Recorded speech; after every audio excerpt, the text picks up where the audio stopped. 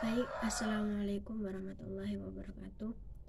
Perkenalkan, nama saya Maulatul Hasanah, kelas 4D, Prodi PBSI. Di sini saya akan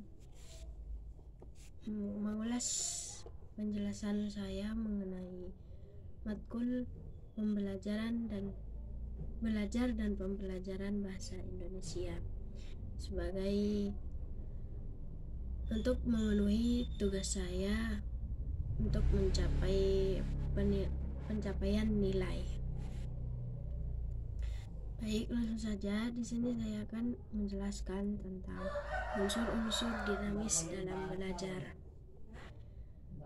Seperti yang kita ketahui, belajar itu adalah sebuah perkembangan seseorang untuk bisa mengetahui dari hal yang tidak tahu kemudian menjadi tahu, hal yang tidak dimengerti kemudian bisa mengerti.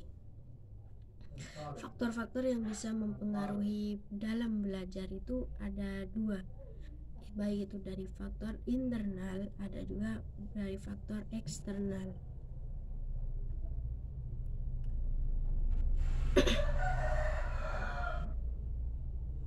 Faktor internalnya bisa jadi itu berasal dari diri sendiri, seperti kondisi fisik yang tidak memungkinkan, jasmani dalam keadaan sakit.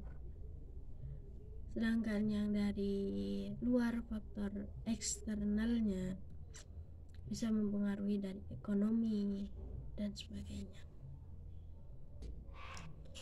Konsep pembelajaran ini menurut psikologi dihubungkan dengan teori pokok tentang belajar, di mana di sini disebutkan bahwa belajar sebagai aktivitas psikofisik yang menghasilkan perubahan atas pengetahuan. Dengan belajar ini kita bisa meningkatkan atau mempengaruhi fisik kita dengan belajar kita bisa meningkatkan keadaan fisik kita. Dengan belajar juga kita mampu mengetahui hal-hal yang baik dan buruknya bagi fisik kita. Seperti itu kira-kira. Terus pembelajaran merupakan aktivitas yang berproses melalui tahapan perancangan, pelaksanaan, dan evaluasi. Dalam belajar itu pasti ada kan perencanaannya bagaimana, pembagiannya bagaimana, pelaksanaannya bagaimana, seperti itu. Terus selanjutnya dasar pengembangan kurikulum. Dasar-dasar pengembangan kurikulum ini adalah proses penyusunan dan pengembangan kurikulum yang bertujuan untuk memenuhi kebutuhan pendidikan dan menghasilkan lulusan yang berkualitas. Penyusunan kurikulum ini sebuah metode bagaimana ke depannya, bagaimana kita bisa merancang alur ke depannya, bagaimana proses pembelajaran itu dibentuk sehingga nantinya bisa menghasilkan para siswa yang berkualitas. Dirancang terlebih dahulu dari pertemuan ini, pembelajarannya tentang ini, sampai pembelajaran terakhir itu mau membahas tentang apa saja, sehingga ada masanya. Dari awal itu siswa mempelajari hal-hal yang kecil terlebih dahulu, terlebih rendah, kemudian ditingkatkan lagi gitu. Aspek dasar dalam pengembangan kurikulum ini ada tujuan pendidikan. Tujuan pendidikan ya biar kita bisa meningkatkan kecerdasan kita, mengasah. Kedua, konten kurikulum ya seperti ini. 3, metode pengajaran.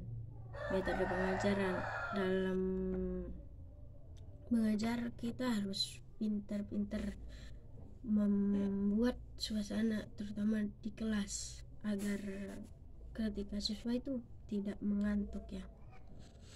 4. Evaluasi dan penilaian. 5. Lingkungan pembelajaran, termasuk juga lingkungan pembelajaran ya. Dasar-dasar pengembangan kurikulum itu ada landasan fisiologis dan psikologis, sosiologis, historis, dan juga landasan agama.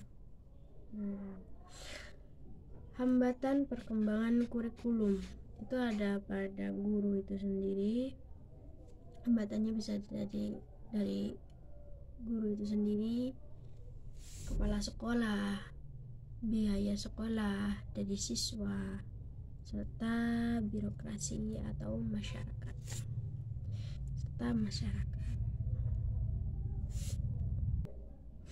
Untuk selanjutnya itu tentang motivasi. Dalam pembahasan ini, motivasi itu sendiri adalah sebuah hal yang mendasar, yang bisa membuat kita lebih mempunyai keinginan, kedepannya mempunyai keinginan untuk mempelajari sesuatu, melanggarkan sesuatu, pokoknya yang bisa mendorong kita lebih semangat, itu motivasi.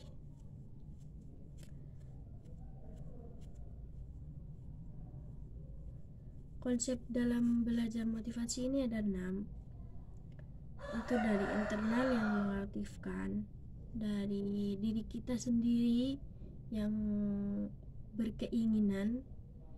Yang kedua, motivasi belajar tergantung pada teori yang menjelaskan, kayak seperti bimbingan dari guru, apa yang dijelaskan oleh guru, dijelaskan oleh teman, diceritakan oleh siapapun itu. Yang ketiga, dapat ditingkatkan penekanan tujuan-tujuan belajar. Yang keempat, hingga seterusnya ada di makalahnya ya. Jenis-jenis motivasi, ada motivasi primer, sekunder. Ada 2 saja. Prinsip motivasi belajar. Ujian lebih efektif daripada hukuman. Prinsip tujuan ketika dalam membimbing siswa ya, jangan terlalu banyak memberikan hukuman sehingga siswa itu lebih ke malas ya, nggak ada motivasinya. Justru kalau dipuji, bukan kesalahannya yang dipuji ya, kalau benar sedikit dipuji, terus kalau ada kesalahan dibimbing, tapi tidak dengan menghukum terus menerus. Tapi kalau udah keterlaluan, anggaplah, baru itu dikasih hukuman seperti itu. Untuk selanjutnya belajar, prinsip belajar dan pembelajaran. Yang dimaksud dengan prinsip-prinsip pembelajaran ini adalah sebuah landasan yang berpijak ya dengan harapan dan tujuan pembelajaran, sehingga itu membuat proses pembelajaran itu tercapai, serta tumbuhnya proses pembelajaran yang dinamis dan terarah. Prinsip belajar dan pembelajaran itu ada perhatian dan motivasi seperti yang dijelaskan tadi.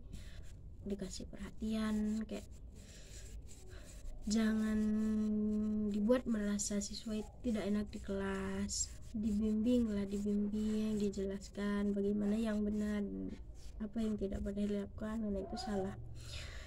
Yang kedua, keaktifan dalam belajar. Sebagai guru itu aja, kalau di kelas ya itu biasanya guru yang harus paling kreatif lah, sehingga nanti bisa menimbulkan suasana yang nyaman untuk siswanya, sehingga ketika belajar itu tidak ada kata semisal mengantuk.